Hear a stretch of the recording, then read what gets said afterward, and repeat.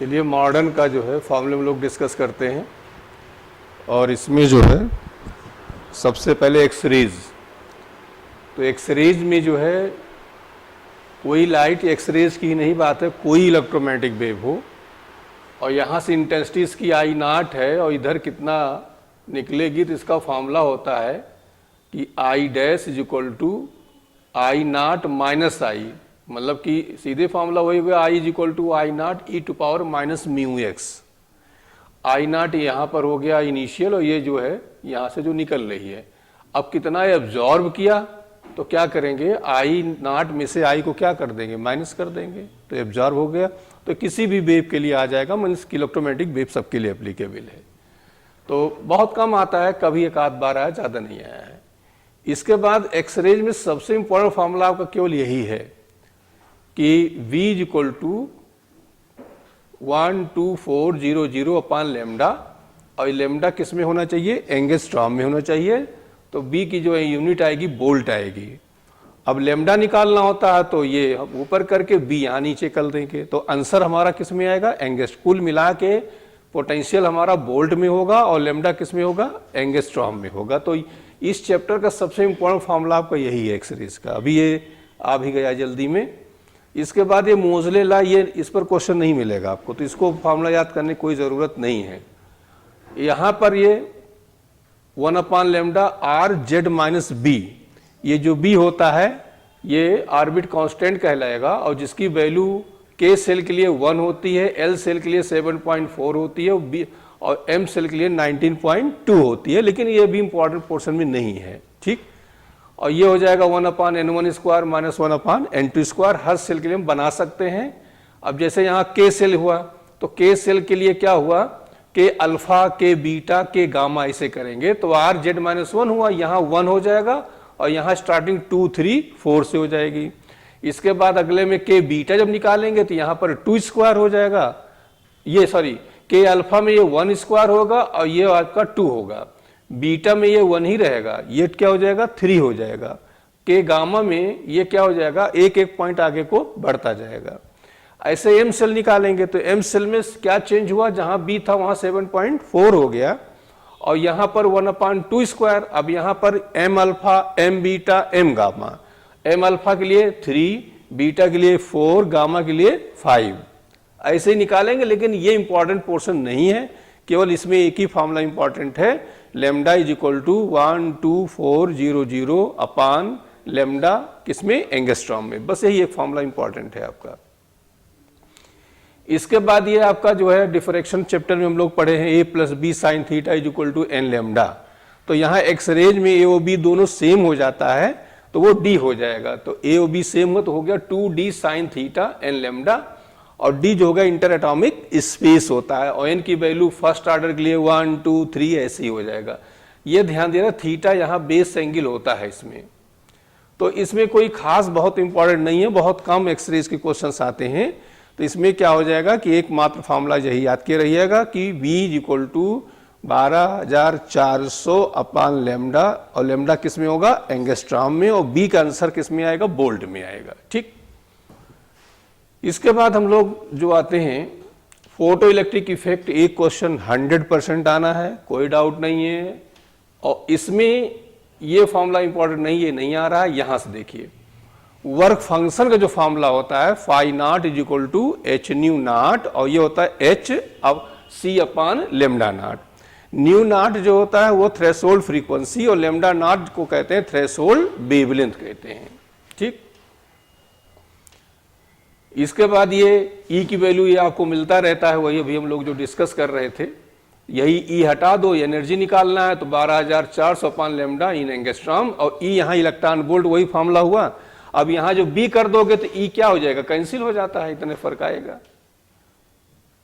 अब यहां देखिए ई इज इक्वल टू, इसको ऐसे याद करिएगा, E is equal to M C square होता है और E is equal to H nu होता है, दोनों की इक्वेट करके निकाल लिया करना जो पूछा जाएगा। क्लियर हुआ, ई इज इक्वल टू क्या हुआ, एम सी स्क्वायर, और ई इज इक्वल टू क्या हुआ, एच न्यू, और nu is equal to C upon lambda. इससे से हम जो निकालना होगा निकाल लेंगे। ये मोस्ट इंपॉर्टेंट, यहां क्या होगा, कोई सोर्स है, उसे फोटॉन्स पर सेकेंड तो P अपान ई, ये फॉर्मूला याद के रहिएगा। ई बाद में चेंज कर लिए, ई होता है एच सी अपान लेमडा, ई होता है एच न्यू, जो डाटा दिया जाए। तो बेसिक फॉर्मूला आपका एन है, N is equal to P upon P, P power of the source हो गया, E energy of the source, E जो है एनर्जी ऑफ फोटान हो गया, ठीक। और यही फॉर्मूला फोटान्स इंसिडेंट हो रहे हैं या फोटान्स इमिट हो रहे हैं, दोनों फॉर्मूला सेम होता है। और ये ध्यान दे रही है कि एन की जो यूनिट होती है 1/2 होती है।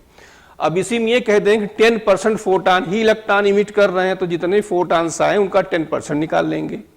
और करंट निकालना है तो I इज इक्वल टू हो जाएगा एन ई अपान टी, तो ये जो वैल्यू होती है एन अपान टी की होती है, ध्यान दे रहिएगा, ठीक। तो इस पर एक क्वेश्चन बहुत आता है ये।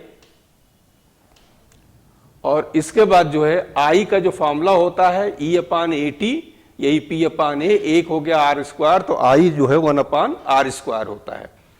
यहां बस ये जो मेन फॉर्मूला आपका आया है कि यहां पर ये ध्यान दिए रहिएगा कि ये जो है कोई मेटल है और यहां से फोटान आ रहे हैं, ये फोटान आ रहे हैं, इनकी एनर्जी एच न्यू है, इलेक्ट्रॉन जा रहे हैं, काइनेटिक एनर्जी के ई है, फाई नॉट वर्क फंक्शन है।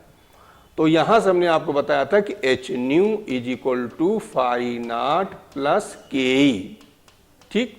या यहीं से के ई जो हो जाएगा वो हो जाएगा H nu minus phi naught. अब ये के ई का जो चेंज होता है वो 3 तरीके से होता है। के ई जो हो जाएगा half M V square is equal to E V naught, और ये जो कन्वर्ट होगा H nu minus phi naught, H nu minus H nu naught, या H C 1/λ minus 1/λ naught. Clear हो गया? इतने मेथड से चेंज हो जाता है। तो ये बड़ा इंपॉर्टेंट चैप्टर है। यहां से चेंजेज और सिंबल्स ध्यान दिए। K E kinetic energy of ejected electrons, और M mass of ejected electrons, V velocity of electrons, V naught cut off potential, H nu energy of incident photon, phi naught work function of metal, H nu incident energy of photon, H nu naught work function से आया है। तो nu जो हो गया energy frequency of incident photon, और nu naught जो होता है वर्क थ्रेशोल्ड फ्रीक्वेंसी होती है। क्या होती है? Threshold frequency. ये न्यू नॉट और लेमडा नॉट वर्क फंक्शन में होता है, ठीक। तो ये कन्वर्जन है, क्वेश्चन जरूर आएगा इन दोनों में से मिला के। तो काइनेटिक इसका बस इतना ही फॉर्मूला हुआ। फोटो इलेक्ट्रिक में एक बार फिर से समझिए। एक तो आपका फाई नॉट का फॉर्मूला हो गया, क्या हो जाएगा? एच न्यू नॉट, या यही हो जाएगा H C upon lambda naught. दूसरा फॉर्मूला हो जाएगा इसका कि वो E is equal to M C square और E is equal to H nu. अब इसको इक्वेट करके और मत याद करना, इससे निकाल लिया करना अपना, ठीक। इसके बाद आते हैं नंबर ऑफ फोटान्स। ये फॉर्मूला बेसिक फॉर्मूला याद करिएगा, N is equal to P upon E. P जो है वो पावर ऑफ जो है सोर्स हो गया, और ई एनर्जी ऑफ फोटान हो गया, ठीक। इसके बाद हम जाते हैं half kinetic energy is equal to half M V square is equal to E V naught is equal to H nu minus phi naught is equal to H nu minus H nu naught is equal to H C 1/ब्रैकेट में lambda minus 1/λ naught. इतना chapter है आपका ये, इसमें से एक question आएगा। एक बार फिर से रिवाइज कर लीजिए। क्या हो जाएगा कि phi naught is equal to H nu naught is equal to H C upon lambda naught. इसके बाद आ जाते हैं number E is equal to M C square और E is equal to H nu. फिर आ जाते हैं number of photons, N is equal to P upon E. अब इसके बाद आ जाते हैं kinetic energy is equal to half M V square is equal to E V naught is equal to H nu minus phi naught is equal to H C upon, नहीं चलो एक फिर से kinetic energy is equal to half M V square is equal to E V naught is equal to H nu minus phi naught, फिर is equal to H nu minus H nu naught, फिर H C in bracket 1 upon lambda minus 1 upon lambda not. इतने chapter है आपका, एक question आपको मिलेगा इसमें से। हम लोग मैटर वेव पे आते हैं। एक क्वेश्चन इसमें से 100% आना है। तो de Broglie wavelength lambda basic formula H upon P होता है, और पी का जो कन्वर्जन होता है P is equal to M V होता है। ठीक, फिर एनर्जी में ले जाओ, मतलब इसी से हम मान लो सब नहीं याद कर सकते हैं तो हम इसी से निकाल सकते हैं। देखिए पी एक कन्वर्जन हुआ एम बी का, दूसरा हम निकाल लेंगे काइनेटिक एनर्जी से कि kinetic energy is equal to P square upon 2m, यहां से पीक वैल्यू रख देंगे। फिर इस एनर्जी का फॉर्मूला और होता है टेम्परेचर में 3/2 kT, के जो है वो बोल्ट्जमैन कांस्टेंट, टी हो गया टेम्परेचर। इतने सारे कन्वर्जन से आपका निकलेगा। अब चाहे आप सब याद करो तो याद कर सकते हो, अदरवाइज जो बेसिक फॉर्मूला इसको ध्यान दे रही है कि लेमडा इज इक्वल टू क्या हुआ एच अपान पी। अब यही पी एम बी हो जाएगा, तो lambda is equal to formula आपका यहां से क्या आ जाएगा, लेमडा इज इक्वल टू आ जाएगा एच अपान एम बी। अब यहां से क्या करेंगे, वेलोसिटी के लिए इक्वेशन ऑफ मोशन यूज कर लेते हैं। ठीक, एम मास हो गया और बी क्या होगी, वेलोसिटी हो गई। इक्वेशन ऑफ मोशन में से कोई तीनों में से यूज कर सकते हैं, तीनों में से जहां तक है फर्स्ट और थर्ड। ठीक, तो वहां से b is equal to U plus minus A T, या उसी में इलेक्ट्रोस्टैट वाला भी टॉपिक ले लेते हैं, a is equal to Q upon M का। ठीक, तो ये हो जाएगा यहां से। अब इसके बाद जो एनर्जी के टर्म में आएंगे तो lambda is equal to H upon under root 2em, क्या हो जाएगा, lambda is equal to H upon under root 2em। E energy हो गई और m क्या हो गया, मास हो गया। अब इसके बाद जो है यही ई क्यू डेल्टा बी होता है। देखिए ई के 3 तरह कन्वर्जन हो गया, एक इसमें आ गया क्यू डेल्टा बी आएगा, तो यहां 2q डेल्टा बी, यहां ई हट जाएगा और m हट जाएगा, इसकी जगह क्या आएगा q डेल्टा v। m हटेगा नहीं, m रहेगा, यहां पर यहां छूट गया है, q delta b into m रहेगा। बाद ये 3/2 kT, तो यहां से हम इसको कन्वर्ट कर लेंगे तो लेमडा की वैल्यू आ जाएगी h upon under root 3 kTm।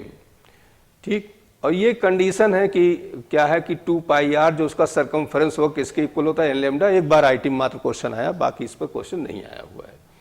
तो एक बार फिर से फॉर्मूले की याद करिए। फर्स्ट फार्मूला बेसिक फार्मूला क्या हुआ, lambda is equal to H upon P, फिर lambda is equal to H upon M V, फिर lambda is equal to H upon under root 2em, फिर lambda is equal to under root 2q delta V into m, फिर इसके बाद लेमडा is equal टू energy में आ जाइए, टेम्परेचर ये हो गया टेम्परेचर में lambda is equal to H upon under root 3 kTm। फिर से याद करिए, lambda is equal to H upon P, फिर lambda is equal to H upon M V, फिर lambda is equal to H upon under root 2em, फिर lambda is equal to under root 2q delta V into m, फिर lambda is equal to 3 kTm। ठीक, तो ये आपका एक question 100% इसमें से मिलना है आपको।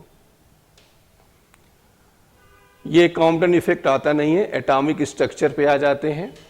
एटॉमिक स्ट्रक्चर पे नंबर ऑफ पार्टिकल स्कैटरिंग जो रदरफोर्ड स्कैटरिंग एक्सपेरिमेंट है, ये होता 1/sin⁴ θ/2। ये बहुत इंपॉर्टेंट नहीं है लेकिन आ सकता है।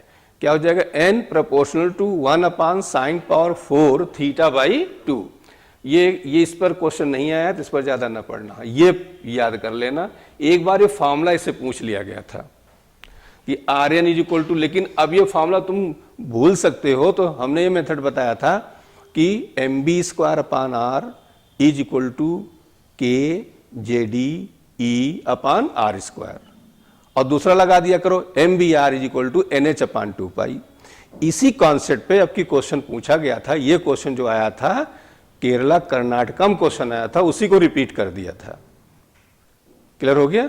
तो उसी को थोड़ा सा मॉडिफाई किया था। ये हमने कहा था डेरिवेशन ध्यान दे रही है, डेरिवेशन से क्वेश्चन उठा लिया गया था। ठीक, क्या लगाते हैं इसमें डेरिवेशन सब निकालने के लिए? एक तो लगा देते हैं M V square upon R और is equal to K J D into E upon R square, और दूसरा यूज कर लेते हैं M V R is equal to N H upon 2 pi. इसी में से आर और बी निकाल लेते हैं। ठीक, इन्हीं से क्वेश्चन आपके यहाँ आया था। तो एक तो ये मान लिए भूल जाते हैं, नहीं याद होता तो जो हमने बताया आप उससे निकाल लो, लेकिन ये जरूर याद कर लेना रेडियस का formula 0.53 N square upon Z angstrom.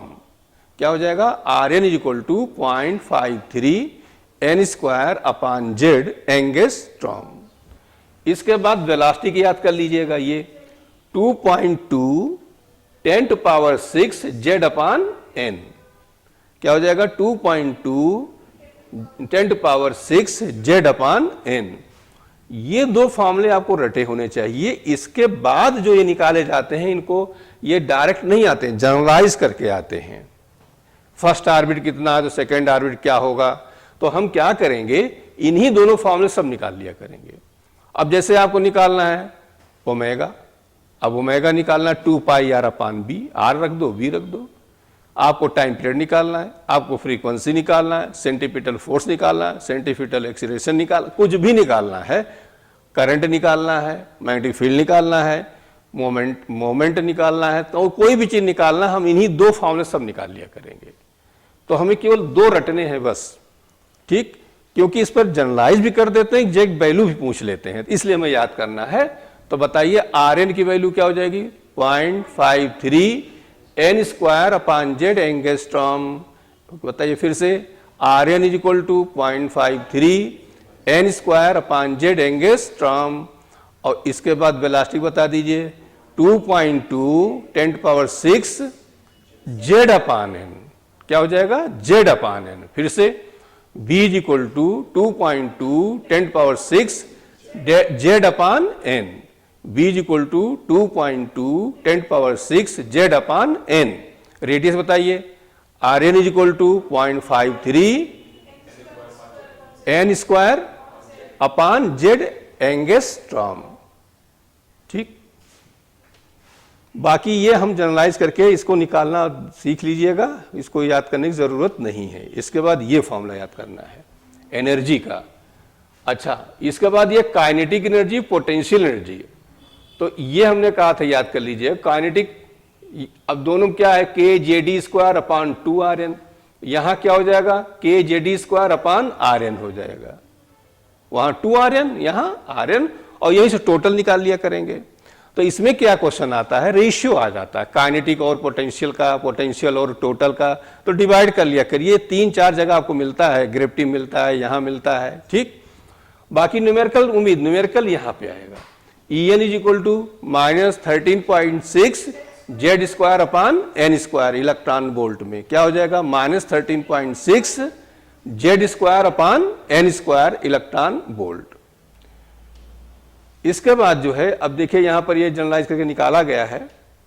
Ionisation energy और एक्साइटेशन एनर्जी में माइनस जगह सिर्फ क्या हो जाएगा? प्लस, और जो पोटेंशियल की बात आता है तो जो इलेक्ट्रॉन वोल्ट है, ई हटा दिया करो, आंसर किस में आ जाएगा? वोल्ट में आ जाएगा।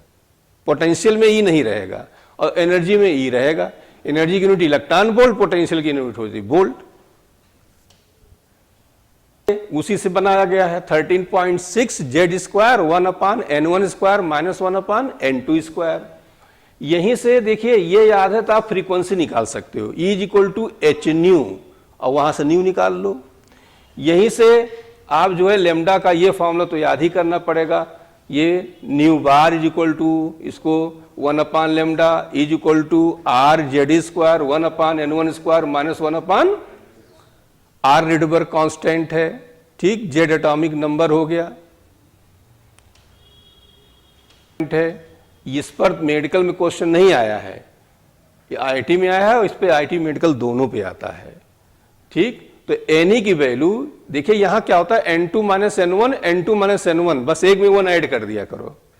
देखो यहां भी n2 - n1, यहां भी n2 एक में 1 ऐड कर दिया बाई 2, और यहां आ जाएगा n-1/2। क्या हो जाएगा? n-1/2। अब इसके बाद जो क्वेश्चंस हैं आपके लाइमन बामन पास्टन ब्रैकेट फुंड बहुत आते हैं। ठीक, अभी आईटी में आपका 2 क्वेश्चन आ गया था, अभी जो परसों 6 तारीख को पेपर था। तो क्या हो जाता है, लाइमन क्रम से याद के लाइमन बामन पास्टन ब्रैकेट फुंड। पहली बात इनका जो वो बेबल उसमें आ जाते हैं इलेक्ट्रोमैग्नेटिक वेव में। फर्स्ट बताओ यूवी, फिर विजुअल, फिर इंफ्रा, फिर इंफ्रा, फिर इंफ्रा। इसका मतलब क्या हुआ कि जो वेवलेंथ है वो इंक्रीजिंग ऑर्डर में है। इसका मतलब सबसे ज्यादा जो वेवलेंथ होगी किसकी होगी? फुंड की होगी। बोलो, क्योंकि यूवी कम हुई उससे ज्यादा विजिबल की हुई, उससे ज्यादा इंफ्रा की हुई। एक बात। अब दूसरा क्या करें, लाइमन में आएंगे तो n1 की वैल्यू क्या हो जाएगी? 1 और n2 हो जाएगा 2, 3, 4। इसके बाद बामर सीरीज में आएंगे n1 की वैल्यू 2 और वो हो जाएगा 3, 4। इसके बाद लाइमन बामन पास्टन पे आएंगे तो क्या हो जाएगा? n1 की वैल्यू 3 और n2 की वैल्यू 4, 5। इसके बाद आ जाएंगे लाइमन बामन पास्टन। पास्टन में बताओ क्या हो जाएगा? n1 की वैल्यू आप कैसे याद करो? लाइमन बामन पास्टन तीसरे नंबर पे है तो n1 की वैल्यू क्या हो जाएगी? 3, तो n2 हो जाएगी 4, 5। लाइमन बामन पास्टन ब्रैकेट, ब्रैकेट चौथे नंबर पे आए तो n1 की वैल्यू क्या हो जाएगी? 4, n1 की वैल्यू 4, तो n2 क्या हो जाएगी? 5, 6 हो जाएगी। अब आ जाओ लाइमन बामन पास्टन ब्रैकेट फुंड, और फुंड में बताओ n1 की वैल्यू 5, n2 की वैल्यू 6, 7, 8। क्रम से इसे याद किया, लाइमन बामन पास्टन ब्रैकेट फुंड। लाइमन में n1 की वैल्यू 1, n2 की वैल्यू 2, 3, 4। लाइमन के बाद बामन सीरीज पे आओ, n1 की वैल्यू 2 और n2 की वैल्यू 3, 4। अब आओ लाइमन बामन पास्टन, पास्टन पे n1 की वैल्यू 3, n2 की वैल्यू 4, 5। तो लाइमन बामन पास्टन, अब ब्रैकेट पे आइए, n1 की वैल्यू 4, n2 की वैल्यू 5, 6, 7। अब आ जाइए फुंड पर, n1 की वैल्यू 5, n2 की वैल्यू 6, 7, 8। और दूसरी चीज और ध्यान देना है, मैक्सिमम और मिनिमम किसी भी सीरीज का।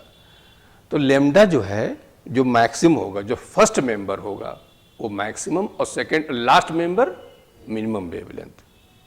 ये ध्यान दे रहिएगा, जो किसी सीरीज का जो फर्स्ट मेंबर है उसका वेवलेंथ क्या होगा? मैक्सिमम, और लास्ट मेंबर का मिनिमम हो जाएगा। ठीक, इन केस फ्रीक्वेंसी की बात आती है तो उल्टा फिर हो जाएगा, क्योंकि लेमडा की इनवर्सली होता है फ्रीक्वेंसी। अब फ्रीक्वेंसी मिनिमम कहा जाए तो जो फर्स्ट मेंबर होगा उसकी मिनिमम होगी और लास्ट मेंबर की, बस इतना याद करना है इसमें। बोलिए, क्रम से याद करिए, लाइमन बामन पास्टन ब्रैकेट फुंड। क्लियर? लाइमन में n1 1, बामर में n1 2, पास्टन में 3, ब्रैकेट में 4 और फुंड में 5। बस एक क्वेश्चन आना है। एटॉमिक स्ट्रक्चर को रिवीजन हम फिर से कर लेते हैं कि जो पहला फर्स्ट फॉर्मूला इसमें है, एक तो ये हो गया आपका n proportional to 1/sin⁴ θ/2। Second radius formula याद करना है, रेडियस क्या हो जाएगा? 0.53 n² एंगस्ट्रॉम। क्या हो जाएगा? 0.53 n² एंगस्ट्रॉम। इसके बाद वेलोसिटी फॉर्मूला हो, वेलोसिटी क्या हो जाएगा? 2.2 10⁶ z/n, 2.2 10⁶ z/। इसके बाद हम और बाकी नहीं रटेंगे। अब आ जाएंगे सीधे एनर्जी का फॉर्मूला, क्या हो जाएगा? -13.6 z²/n² इलेक्ट्रॉन वोल्ट। अभी में इसी में एक्साइटेशन एनर्जी या ये सब निकाला जाए तो माइनस जगह क्या करेंगे? प्लस, और वोल्टेज की बात करेंगे तो ई यहां से हटा देते हैं। ठीक, अब इसके बाद चेंज इन एनर्जी निकालना है कि इस ऑर्बिट से इस ऑर्बिट में जाता है तो क्या हो जाएगा?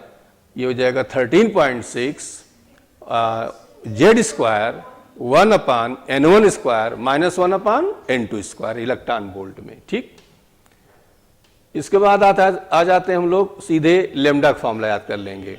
और लेमडा का फॉर्मूला क्या हो जाएगा, are Z square 1/n1 square minus 1/n2 square. Series के लिए सबके, लाइमन के लिए n1 1, वामन के लिए n1 2, लाइमन वामन पास्टन के लिए 3, लाइमन वामन पास्टन ब्रैकेट के लिए 4 और लाइमन वामन पास्टन ब्रैकेट फुंड के लिए 5। किसी सीरीज का जो फर्स्ट मेंबर होता है उसका वेवलेंथ मैक्सिमम और लास्ट का मिनिमम। इसके बाद ये बहुत इंपॉर्टेंट, एनी, तो वो वाला फॉर्मूला क्या हो जाएगा, n2 minus n1 plus 1 in bracket n2 minus n1 अपान 2। ये तब है जब n2 से n1 ऑर्बिट में आता है, और जब ये फॉर्मूला तब अप्लाई करते हैं जब किसी ऑर्बिट से ग्राउंड स्टेट में आता है। तो क्वेश्चन इसी पे आया है, तो n2 इज इक्वल टू, मतलब n is equal to in bracket n minus 1/2। फिर से नंबर ऑफ इमिटेड स्पेक्ट्रम क्या हो जाएगा, n इन ब्रैकेट n माइनस 1/2। बाकी ये आपका हो ही गया। अब आते हैं न्यूक्लियर फिजिक्स में। तो इन दोनों चैप्टरों को हम कंपेयर करें तो एटॉमिक स्ट्रक्चर ज्यादा इंपॉर्टेंट है, न्यूक्लियर उतना इंपॉर्टेंट, लेकिन आता क्वेश्चन इसमें 3 कैटेगरी क्वेश्चन मिलते हैं। एक तो डेंसिटी वाला आ गया न्यूक्लियर का, और दूसरा हो जाता है loss of energy mass defect वाला, डेल्टा एम वाला। और उसमें 2 कैटेगरी होती है, एक कोई एटम का होता है और एक रिएक्शन का होता है। ठीक, तो ये फॉर्मूला आपका बड़ा इंपॉर्टेंट है। इस चैप्टर में हम कहें सबसे इंपॉर्टेंट डेंसिटी में तो यही फॉर्मूला है, R is equal to R not A to power 1/3, R is equal to R not A to power 1/3। R not क्या हो गया, R नॉट कांस्टेंट हो जिसकी वैल्यू क्या होती, 1.2 10 पावर माइनस 15 मीटर या 1.2 फर्मी। क्या होता है, 1.2 फर्मी। तो A क्या हो गया, A हो गया मास नंबर। तो फिर से फॉर्मूला याद करिए, R is equal to R not A to power 1/3, R is equal to R not A to power 1/3। इसमें जनरलाइज करके क्वेश्चन बहुत पूछा जाता है। फिर इसके बाद 1 mu याद किए रहिएगा। 1 mu मास के टर्म में आएगा 1.67 10 टू पावर माइनस 27 किलोग्राम, और यही एनर्जी के टर्म में आ जाएगा 931 मेगा इलेक्ट्रॉन वोल्ट। फिर से याद कर लीजिए 1 mu, 1 mu is equal to क्या हो जाएगा, 1.67 10 टू पावर कितना, माइनस 27 kg। ध्यान दे रहिएगा 27 kg होता है, और यही हो जाएगा 931 मेगा इलेक्ट्रॉन। अभी आईटी में इस पर भी क्वेश्चन आपका आया हुआ है, उसमें मास दिया था और ये पूछ लिया गया था, डायरेक्ट क्वेश्चन था बेसिक।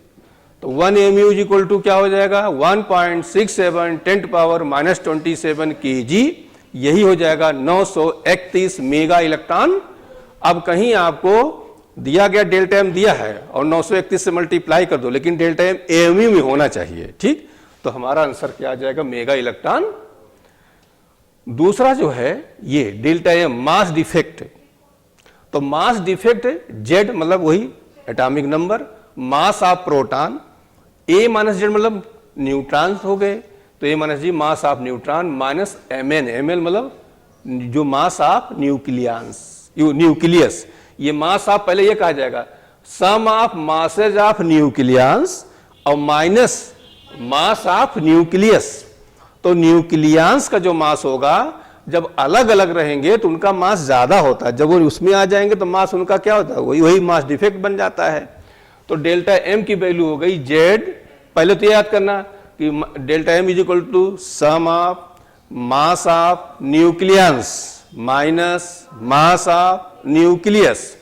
अब न्यूक्लियस में होता है प्रोटॉन और न्यूट्रॉन, तो Z mass of proton plus A minus Z mass of neutron और माइनस मास ऑफ न्यूक्लियस। ठीक, ये फॉर्मूला आपका हो गया। अच्छा, ये तो मास डिफेक्ट हो गया। अब उसी को यदि वो केजी में है, मास डिफेक्ट केजी में है, तो सी स्क्वायर से मल्टीप्लाई कर दिए तो बाइंडिंग एनर्जी आपकी आ जाएगी, जूल में आ जाएगी। ठीक, देखिए ये फॉर्मूला 3 बार आया हुआ है, ये वाला। यहां देखिए c² हो गया बाइंडिंग एनर्जी का, ठीक, इसी में से इधर उधर करके पूछा गया है। और यदि हम इसको mu कर लें तो हम किससे मल्टीप्लाई कर देंगे, 931 से कर दिया करेंगे, ठीक। तो इसमें दो तरह क्वेश्चन आएगा, एक किसी एटम का आएगा, दूसरा रिएक्शन का आएगा। तो रिएक्शन वाला कैसे निकालते हैं बताओ, कि mass of reactant minus mass of product, इस पर खूब क्वेश्चन आ रहे हैं। Mass of reactant minus mass of product, ठीक। और मास निकाल लीजिए तो 931 से मल्टीप्लाई कर दीजिए, सीधी सीधी एनर्जी आपको पता चल जाएगी, ठीक। तो दो तरह के क्वेश्चंस, एक किसी एटम के लिए वो वाला जो बताया, और दूसरा ये हो गया delta M equal to mass defect. दो तरह की यूज होगा आपका, एक हो जाएगा एटम के लिए तो क्या हो जाएगा बताओ, mass of nucleus minus mass of nucleus, ठीक। और उसमें हो जाएगा Z M P plus A minus Z M N minus mass of nucleus. ये मास डिफेक्ट आया, इसी को 931 से मल्टीप्लाई कर देंगे, बाइंडिंग एनर्जी आ जाएगी। और रिएक्शन दिया गया है तो हम क्या करेंगे, रिएक्शन में mass of reactant minus mass of product.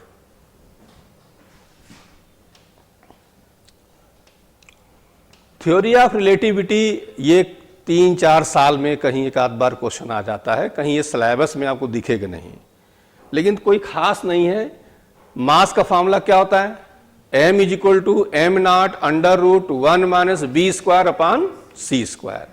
यहां पर m नॉट रेस्ट मास है और m जो है मूविंग मास है, v वेलोसिटी ऑफ बॉडी है, c वेलोसिटी ऑफ लाइट है। तो m इज इक्वल टू बताइए m not under root 1 minus B square upon C square. Length time का भी ऐसे सेम होता है, t is equal to T not under root 1 minus B square upon C, लेकिन length का हो जाएगा l is equal to L not under root 1 minus B square upon C square, हाँ upon B square upon C square. दूसरा ये चीज ध्यान दे रहिएगा, काइनेटिक एनर्जी या मूविंग बॉडी, ये काइनेटिक एनर्जी का फॉर्मूला होता है mc स्क्वायर और minus m not c square. क्या हो जाएगा, mc square minus m not c square. तो इस पर इसको मिला क्वेश्चन दे देते हैं, तो इस पर हम क्वेश्चन करा भी चुके हैं। तो 3 फॉर्मूले यदि हम कहें तो एक ये इंपॉर्टेंट है और दूसरा इंपॉर्टेंट मास वाला है, ये दो ज्यादा इंपॉर्टेंट है, इन्हीं दोनों में से आता है तो आ जाता है, लेकिन हम बहुत इंपॉर्टेंट चैप्टर में नहीं रखे हैं। अब हम लोग इलेक्ट्रॉनिक्स पे आ जाते हैं। इलेक्ट्रॉनिक्स में जो नंबर ऑफ इलेक्ट्रॉन्स जंप कर रहे हैं उनका फॉर्मूला, लेकिन इस पर कोई न्यूमेरिकल नहीं आता, इस पर न उलझिएगा, ठीक। कंडक्टिविटी भी ये ध्यान दे रहिएगा, sigma is equal to N E into E mu E, या ऐसे याद करो, ये NIE mu E plus mu H, ठीक ना, कंप्लीट यही याद कर लो, NE mu E into E NH mu H into NE number of electrons, NH number of holes, और mu E mobility of electrons, mu H mobility of holes, और E charge हो गया।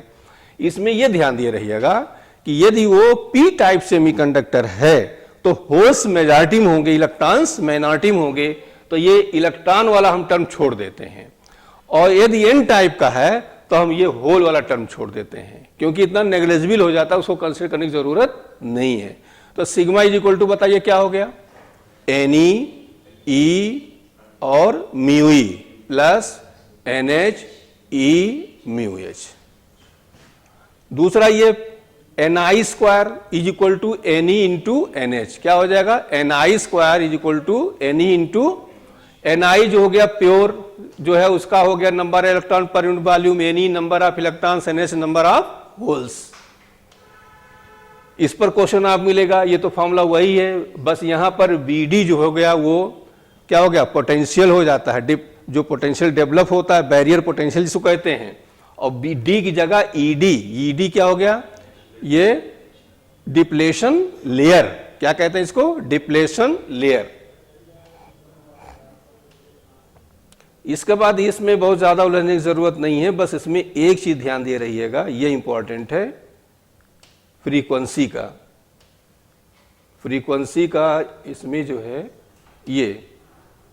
ये दिया है, the ripple frequency for half wave rectifier is same as that of AC। अच्छा, इसमें इधर उधर हो गया, और फुल वेव में क्या हो जाता है, 2 टाइम्स हो जाता है। हाफ वेव में क्या हो जाएगा, वही रहेगा, और फुल वेव में 2 टाइम्स। बस एक चीज याद करना, बाकी इसमें से और नहीं आएगा। ट्रांजिस्टर आपके सिलेबस में नहीं है। और इसमें अभी आपका आ गया था वो जीनर का क्वेश्चन आ गया था आईटी में। अभी जो 6 तारीख के पेपर हुए हैं, जीनर का क्वेश्चन आया था। जीनर वाले हमने 3-4 आपको कराए थे और इम्पोर्टेंट बुकलेट भी रखा था। आईटी के पेपर जाके देखिए, उसमें से इम्पोर्टेंट बुकलेट से कम 14-15 क्वेश्चन, 25 क्वेश्चनों में से रिपीट हुए हैं। अब इसके बाद आपका लॉजिक गेट आ जाते हैं। लॉजिक गेट में एक तो ये मैथमेटिक्स याद कर लीजिएगा, a + 0 = a, a + 1 1, a + a + a बार 1। यहाँ ये a × 0 0, a × 1 a × a × a बार 0। ये चारों आपको याद होना चाहिए। 0 का उल्टा करेंगे 1, 1 का उल्टा करेंगे 0, उल्टा का उल्टा क्या हो गया, सीधा। इसके बाद कम्यूटेटिव लॉ होता है, a + b लिखिए चाहे b + a, दोनों का मीनिंग सेम। a × b लिखिए चाहे b × a। डिमॉर्गन थ्योरम जरूर याद कर लेना। a + b, यहां प्लस होगा तो मल्टीप्लाई हो जाएगा, मल्टीप्लाई होगा तो प्लस हो जाएगा। ठीक, a + b का बार है तो a बार × b बार, और ए बी का बार है तो a बार + b बार। बाकी ये आपका आर गेट का सिंबल है जो y = a + b को फॉलो करता है। इसकी ये ट्रुथ टेबल है। और एंड गेट है, ये आपका y = a b इसकी मैथमेटिक्स होती है। नॉट गेट में एकदम जस्ट अपोजिट हो जाता है। और नार गेट जो होता है, आर गेट + नॉट गेट, तो ये आपका देखिए यहां 0 लगा दिया, नॉट का सिंबल बन जाता है। इसके बाद जो है यही नैंड गेट में AND gate + NOT gate = NAND gate. अब देखिए इनको याद करने का जो मेथड है, एक लाइन वाला, उसको हम बता दे रहे हैं। और ये देखिए नार गेट और नैंड गेट जो है यूनिवर्सल गेट कहा जाता है, और इनको कन्वर्ट करने के लिए मैंने कहा याद किए रहिएगा। नार को नॉट में, आर में, एंड में कितना हो जाएगा, 1 2 3। देखिए ये 1 2 3, और इसमें उल्टा हो जाएगा, क्या हो जाएगा, 1 3 2, 1 ये 3 और ये 2। इससे क्या होगा, आसानी रहेगा आपको। ठीक, तो अब इसकी जो ट्रुथ टेबल आती है, देखिए एक लाइन में ही बता दे रहे हैं आपको।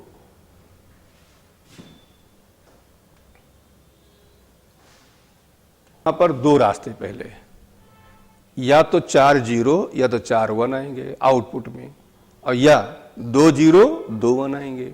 तो यहीं से 2 रास्ता। यदि 4 0 4 1 आ रहे हैं आउटपुट में, तो ये समझ लो चारों में से कोई एक गेट है, आर, नार, एंड, नैंड।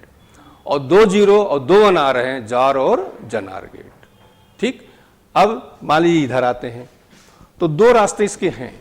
एक तो आप सबके अलजेब्रा याद कर लीजिए, ये आर गेट का हो गया, ये नार गेट का हो गया, ये एंड गेट का हो गया, ये नैंड गेट का, इससे निकाल लीजिए। और एक लाइन में याद करना चाहते हैं तो क्या करेंगे, जैसे मान लो हम ये इधर वाला नहीं है, ये है, तो हम 3 आउटपुट में सिमिलर देखते हैं। सिमिलर का मतलब होता है या तो तीनों 1 हो या तो तीनों 0 हो। ये 3 1 हमने सिमिलर देख लिए। ठीक, अब इनपुट में आइए, उसमें सिमिलर देखिए, उसमें सिमिलर क्या होगा, या तो 2 1 होगा या तो 2 0। जरूरी नहीं इसी तरह हो, मतलब यहां इनपुट में या तो दोनों 0 हो या तो दोनों क्या हो, 1 हो। तो देखिए ये तीनों हमने पकड़े, अब ये सिमिलर हो गया, ये लाइन आ गई। इसका मतलब बताओ, ऑन पे on, at least any input is on then output will on. अब आ जाते हैं, मान लो ये नहीं दिया है, ये दिया है।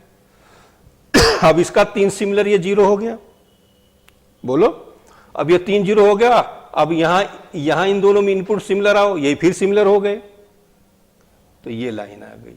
अब ये लाइन क्या हो गई, ऑन पे ऑफ, ऑन पे ऑफ। अब मान लो ये दिया गया, यहां 3 ये देखे सिमिलर हो गए, इसका इनपुट सिमिलर, ये लाइन आ गई है। अब बताइए क्या हुआ, आप पे ऑफ, यहां पे आ जाओ, ये सिमिलर 3 हुए, ये लाइन आ गई। अब बताओ आप पे ऑन। अब एक लाइन ऐसे दिमाग में बैठाओ, पहले हम आर गेट आए, आर गेट बताओ, ऑन पे ऑन, नार गेट पे ऑन पे ऑफ, एंड गेट में ऑफ पे ऑफ, नैंड गेट में ऑफ पे ऑन। ठीक, ऐसे याद करना, जैसे आर, नार, एंड, नैंड, इसमें क्या है, ऑन पे ऑन, इसमें क्या है, ऑन पे ऑफ, ऐसे कर ले रहे हैं। इसमें जो है ऑफ पे ऑफ, इस पे ऑफ पे ऑन, बस ऐसे ही एक लाइन में याद कर लो। ठीक, नहीं याद होता है तो फिर ट्रूथ टेबल याद कर लीजिए, वो अलजेब्रा। ठीक, अब मान लो 2 0 2 1 है, तब हम क्या करेंगे, तब हम ये करते हैं, पहली बात इसमें 5 गेट होते हैं जार और जनार में, 2 गेट आपके कौन से हो गए, एंड, 1 गेट होता आर और 2 गेट होते हैं नाट। ये पूछ लिया गया था कितने गेट हो, तो 5 गेट होते हैं जार में भी और जनार में भी। ठीक, बस क्या करिए, एक की अलजेब्रा याद कर लीजिए। इसमें इसकी अलजेब्रा जैसे जार गेट की होती है y is equal to A bar B plus A B bar. अब उससे हमने क्या किया, एक चेक कर लेते हैं, यदि वो उसको सेटिस्फाइड कर रहा है तो जार गेट है, अदरवाइज जनार गेट है। बस क्लियर हुआ। इसको आइडेंटिफाई करने का तरीका ये होता है, पहले हम क्या करेंगे, ट्रूथ टेबल आइडेंटिफाई करने को आती है तो हम ये देखते हैं 4 1 या 4 0 है कि नहीं, वो 3 1 आउटपुट में हो, 3 0 है तो चारों में से कोई गेट होगा, और 2 0 है 2 1 है तो 2 में से कोई एक गेट होगा। दूसरी चीज, एक और चीज आ जाती है,